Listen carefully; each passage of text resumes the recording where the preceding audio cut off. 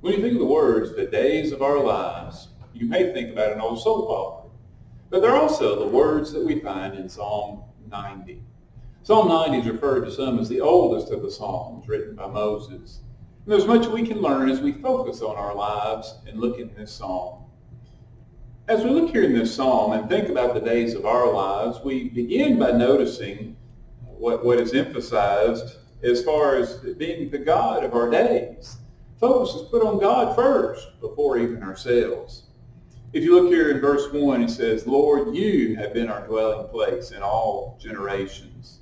Before the mountains were brought forth, or ever you had formed the earth and the world, even from everlasting to everlasting, you are God.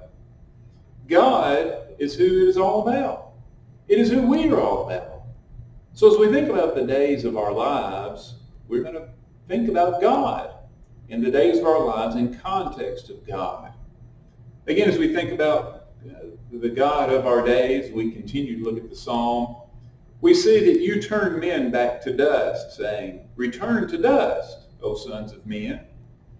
Now we know that God created man from dust. And just as easily, we can see countless times when he returns man back to the dust from which he came. Some have said that God resolves and man dissolves. And that's often what we see take place when some men displease God. Always remember the words of Bill Cosby. He's telling his kids, I brought you into this world and I can take you out. And we need to remember the same about God. As we go about living our days, we need to remember the God of our days and how he's the one who created us, brought us forth from dust, and can return us there as well.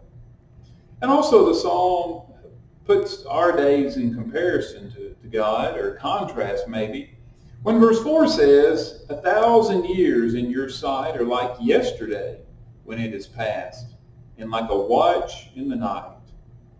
Now, as we think about 1,000 years in God's sight, Peter made a similar point in 2 Peter chapter 3 and verse 8 about how God doesn't view time as we do, and especially when we think about 1,000 years. Peter said it this way. He said, with the Lord, one day is as 1,000 years, and 1,000 years is one day. And that's the point of the psalmist, that we think about 1,000 years and how long that is. I mean, even our country hasn't existed near that long. But 1,000 years is just like a day to God. And he goes even further, not only to say like a day, but he says a watch in the night. In both the Old and New Testament, we read of how the night was broken down into different watches. And we sometimes even do that today. I used to be a night watchman. I watched for a few hours of the night. And the point here in the psalm is that not even just a day, or 1,000 years is like a day to God, but like just one part of the day, just a few hours of the night is like 1,000-year period to God, and vice versa. Our concept of days and times are just not even compared to how God considers days and times. We see the psalm continues. In verse 5, you carry them away like a flood. They're like asleep. In the morning, they are like grass which grows up. We think about the idea of God carrying away days and years like a flood. We see sometimes that a flash flood just seems to come out of nowhere. And before you know it, things can be washed away that we never thought would be washed away. The same is true when it comes to our lives. Just like that, God can take away life. God can wipe away our lives like a flood wipes away things around. And also, we think about as quickly as things change, maybe being like a flood, we think about the rich fool in Luke chapter 12, who Jesus said, this night your soul is required of you. Just like that, as quick as a flood would come, his life was gone, taken away. And the psalmist also says, like a sleep. Have you ever had a night when you were just so worn out and you lay down, it seems like just as quick as you laid down, the sleep was done. You wake up and think, well, I just laid down. Well, that's how quickly time passes when it comes to God. As he says here, it's just like a sleep. Our time is gone that quickly. And then it says, like grass. God goes through generations like we go through grass. You wake up in the morning, the grass is there, it's tall and green and fresh, but then it's cut down and it's dead and dries up. And then that process continues over and over with the grass. God sees that process from generation to generation, year upon year among people. God is the one who's truly in control of all days. As we continue to think about God in relation to our days, in verse 6 it says, in the morning it flourishes and grows up, in the evening it is cut down and withers. For we have been consumed by your anger, and by your wrath we are terrified. You have set your iniquities before you, our secret sins in the light of your countenance. For all our days have passed away in your wrath. We finished our years like a sigh. And this was especially true of the Israelites in the wilderness. When Moses penned these words, he saw the generation of his people go through this. How their iniquities are set before God. God exposed the sin that they had. And that in his wrath, he just wiped away their days. As it says here, we finish our years like a sigh. Moses saw this take place with the Israelites in the wilderness, and was indeed reminded that God is in control of all things. And as we continue in the psalm, we see the brevity of our days. The psalmist says the days of our lives are 70 years, and if by reason of strength they are 80 years. Yet their boast is only labor and sorrow, for it is soon cut off, and we fly away. I can remember when 70 seemed pretty old, but it doesn't seem quite as old now, but I'm 50.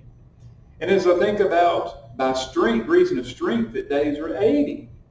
Well, even 80 doesn't seem so old when I think about the fact that my own dad is past that time now. Our perspective changes with age. But here we see the days of our lives are 70 and 80 are referred to as soon being cut off, and we fly away. We think about the fact that we soon fly away, even at 70 and 80 years old, and talk to somebody who's maybe 80 or even 90, and they'll talk about how quickly their life has passed by. James made this point to us in James chapter 4. When he said there in James 4 verse 14, described our lives as a vapor that appears for a little time and then vanishes away. Just as quickly as that vapor, especially maybe on a stove, can come up and then it's gone. Here we see that our lives are described that way. 70 seem like pretty old, 80 even older. Well, here the psalmist reminds us that it's all quickly passing away. Our lives are indeed so brief. So what should we do when we think about the brevity of our days? Well, as we continue here in this psalm, it talks about the numbering of our days. When it says in verse 12, so teach us to number our days, that we may gain a heart of wisdom. Number our days. What's he mean here when he talks about numbering our days? Well, realizing that our days are not going to last forever. We may talk about the year ahead, but it's only a matter of days ahead. We could even think of the hours at hand. We need to learn the value of each and every day, each and every moment of our lives, and make the best of them. And why, as he says here, that we may gain a heart of wisdom. When we learn the importance of each and every moment that we have, that our lives are quickly going to be gone, and then we begin to living according to a realization of the brevity of time. Well, the psalmist says that's when wisdom begins to set into our lives. We don't act like life is going to be forever. We don't act like we have all the time in the world, as we sometimes say, because we begin to realize that even that's only brief. Paul expressed it this way in Ephesians chapter 5. He said, see then that you walk circumspectly, not as fools, but as wise, redeeming the time, or as some versions say, making the best of every opportunity, because the days are evil. Therefore do not be unwise, but understand what the will of the Lord is. We need to walk circumspectly each and every day of our life, realizing the value of that day, how brief our lives truly are in the grand scheme of things. That's when we truly demonstrate wisdom, when we live with appreciation for each and every day, and especially in recognition of the God of our days. And then when we do this, we can also continue in the psalm and see the gladness of our days. He says, continuing in verse 13, "Return, O Lord, how long? And have compassion on your servants. O satisfy us early with your mercy, that we may rejoice and be glad all our days.